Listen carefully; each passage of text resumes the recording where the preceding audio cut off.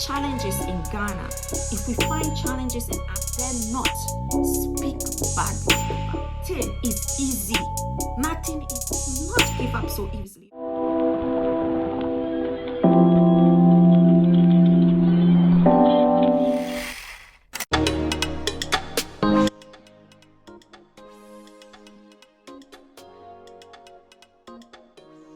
Buongiorno, good morning. Welcome to Valentina's Corner. I'm still trying to figure out what is it that I need to do like as my intro.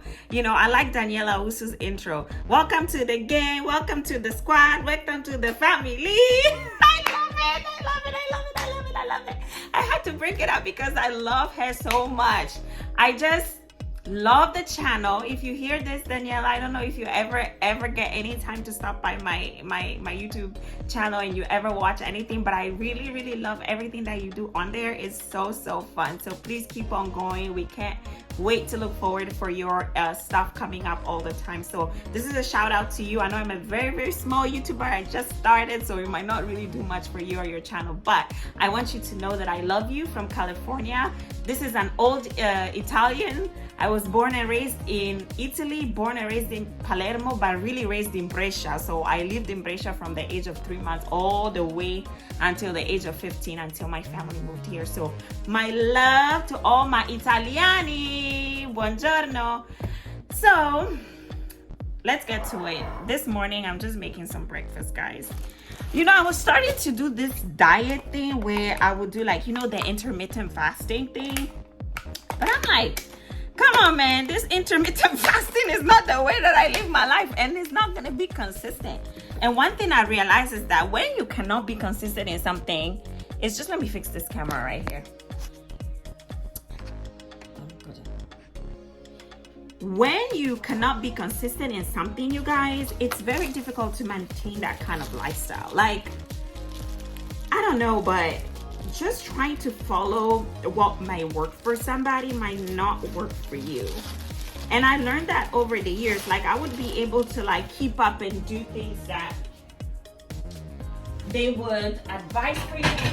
Yeah, like people would be like, oh, just do intermittent fasting, don't eat nothing for like 10 hours and then just eat later on. And I'm like, okay, I lasted doing that maybe 3 months, and then I go back into eating everything that I couldn't eat and then gain all the way back. So I'm like, you know what, I'm not gonna be doing that again because it doesn't work. So I need to figure out what is it that's healthy so that I can just keep on with it. So that's what I'm gonna do this morning. I'm making an avocado toast and just enjoying it and just chit-chatting with you guys.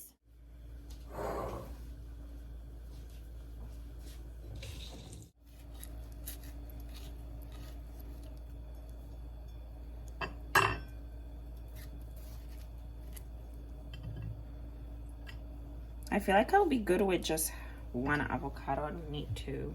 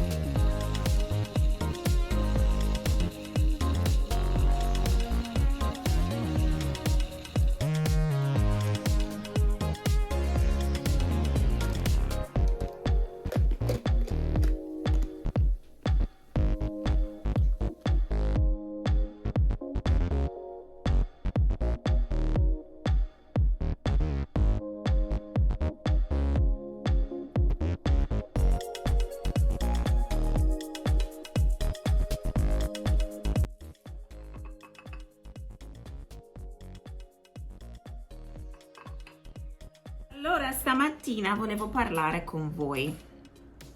What I just said to anybody who doesn't speak Italian is this morning I wanted to speak a little bit with you guys. I really love this can. I just had to smell it again. But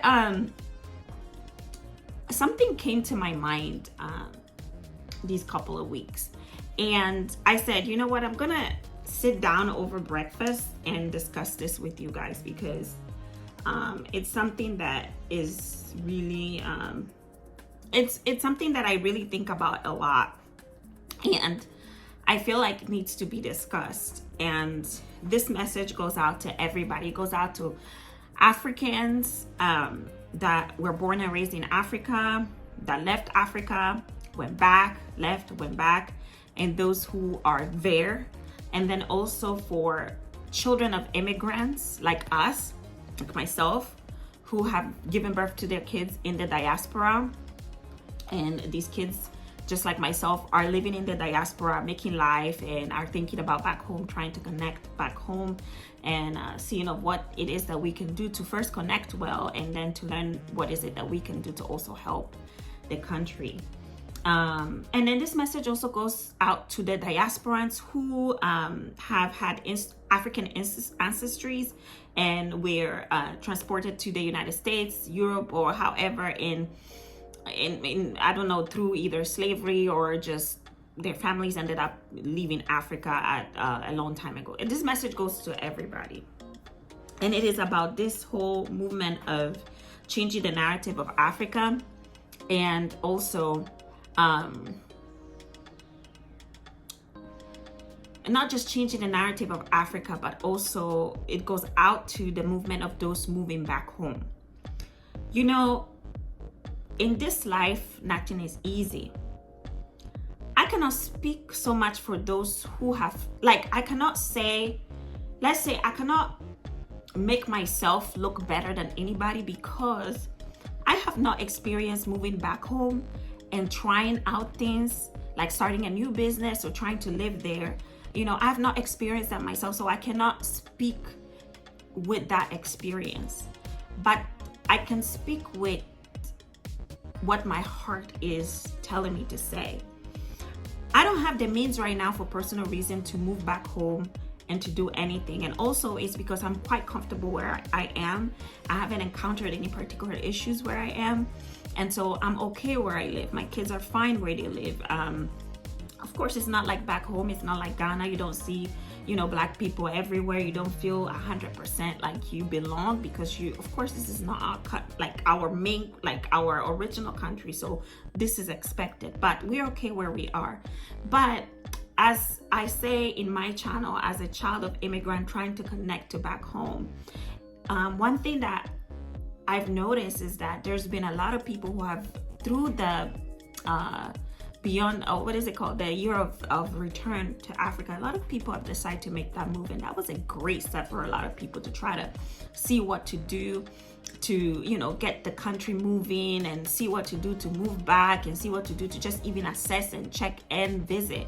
And it was amazing. It was something that I was so happy to see, and I feel so lucky to be in an era where I'm seeing Africa really being put on the map, thankfully, to a lot of YouTubers who have come out and decided to, hey, let me change the narrative of Africa, let me put it in the map, and let me do something to help my country. I may not financially, they said, be able to change the country, but maybe they can inspire other people to do something if they have the means. And they've done that amazingly. And I want to thank Wodamaya for that, because no matter, you know, even in the beginning, I didn't know of Wodamaya at all. He was already very popular, but he popped up one day on my screen, my YouTube, in a video of how they make wigs in Chinese factories. And because at the time I used to wear wigs all the time, I was like, oh, this is interesting, a Ghanaian going to a Chinese factory to see how they do, and it's a guy. So it interested me a lot, and that's how I got to know of Wodamaya. Other people besides him who have come after him to do things like their Champton family, who is now Anna Champon, Vanessa Camby, Stella Chanel, all these people that I follow rigorously, because not only I like YouTube and I like their content, but also I like what they're doing. You know, even if they're just talking or just taking a nap in Ghana or Africa, you don't know the change, and you don't know how you are impacting children who were born from immigrants in the United States or in Europe. You are giving us what Africa looks like, and you are feeding our hunger for that. So I'm so grateful for people like them. But to get back to the point, due to this this movement, people have moved back home to try to make businesses.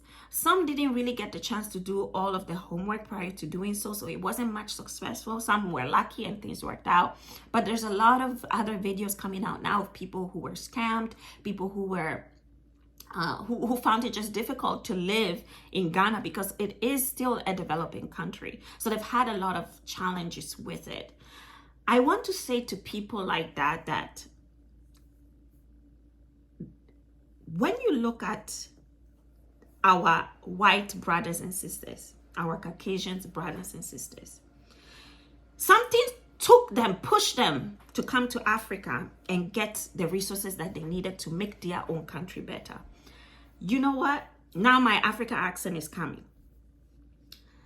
That push came because when they were in Europe, when they were in Alaska, when they were in those countries, they were in rocks. They were living in rocks. There was hardly any food, but they made that place their own. They didn't speak badly about it. They worked on it. They worked on it to the point of doing bad to other countries to make their own good. So if we find challenges in Ghana, if we find challenges in Africa, let's then not speak badly about it. Because just like our white brothers and sisters had difficulties in their own countries that pushed them to go to other countries and get what they could to go and better their country, we need to think of doing not the same, because I don't agree with that move, but it helped them. But we need to find what is it that can work to also make our country better. Not everything can be done by the government, but it starts with us. Look at these YouTubers. They have been on YouTube to just try to change the narrative. As we didn't know how impactful this would be, but look at the impact that it did. Many people have even gone back home, even if a lot have gone back to their country because it didn't work out for them like the way they thought it did. Some are still remaining, some are still fighting, some are still pushing. And guess what? Those who are still fighting, those who are still pushing, a huge majority of them will become successful one day. Because nothing is easy. Nothing is easy. Nothing is easy. Wodamaya said this in one of his interviews. An interviewer asked him, how did you do that? Nothing is easy. He works. In the morning, he wakes up, he shoots video. In the afternoon, he edits. In the night, he puts it out. Every day. That's how he got to where he is. There is no shortcut to heaven. For those who have gone and it hasn't worked, for the love of Africa, for the love of your country, for where it is today, don't give up. Why, as Black people, we have to give up on something hard? We shouldn't. Many of our African governments are still oppressed. We don't know. But there's a lot of influence within them that maybe even the things they want to do, they might not be able to do because there's still a lot of influence. But we don't have that influence. We can do something. I'm choosing to make a difference by starting a channel because that's what I can do within my capacity right now. And it is to showcase how I live my life as a diaspora and how I want to connect to back home. And just talking positively about my country, because that's what people see and that's how people will learn about Africa. This is my message to you. This is my message to you. We need to stop thinking that everything is easy fix, easy gain. Life is not that way.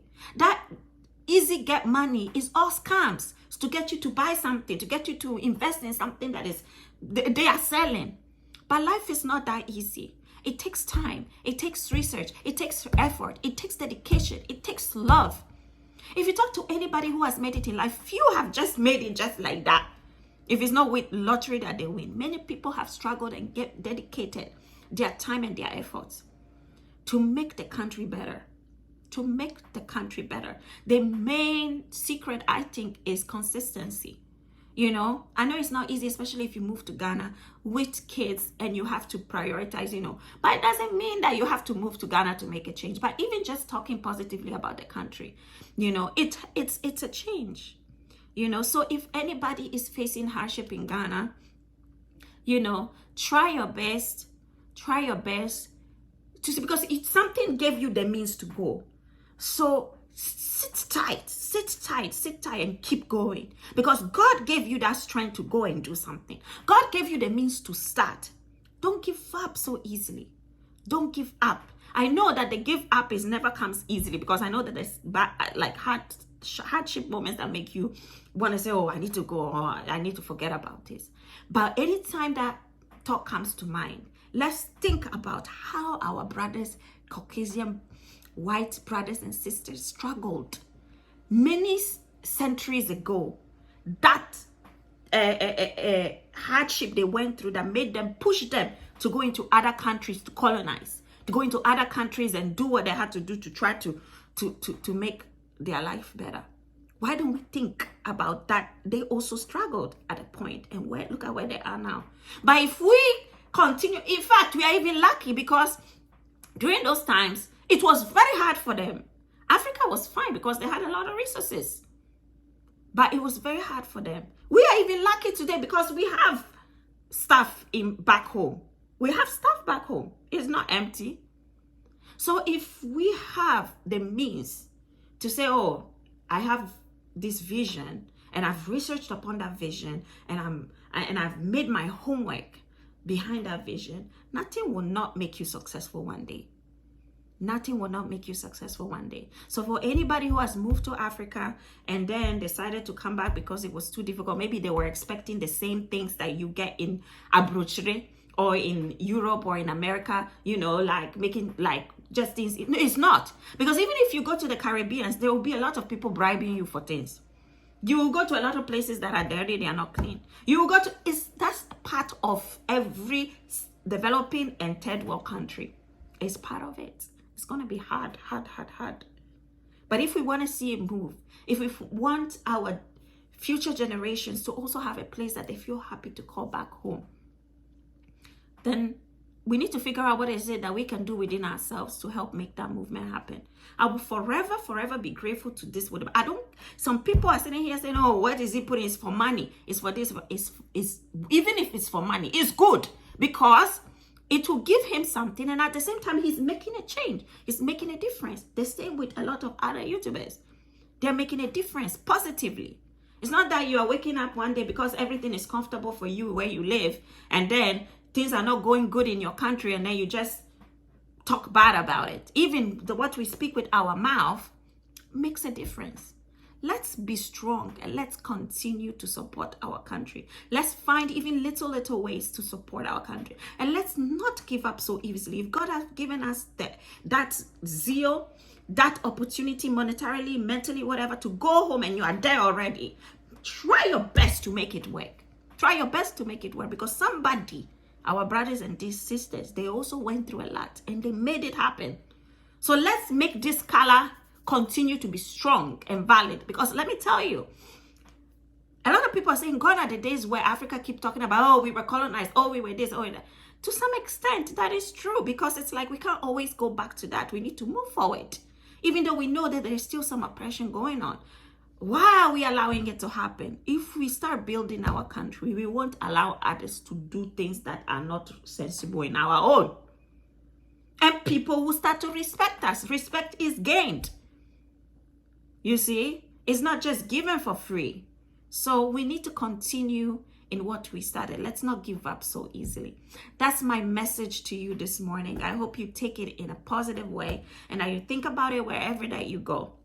Anyway, I'm going to enjoy my breakfast because I realize that I can't really talk and eat and make a video. So like, I'm just going to see my accent change though. You see that? It just again. Till next time. Bye bye.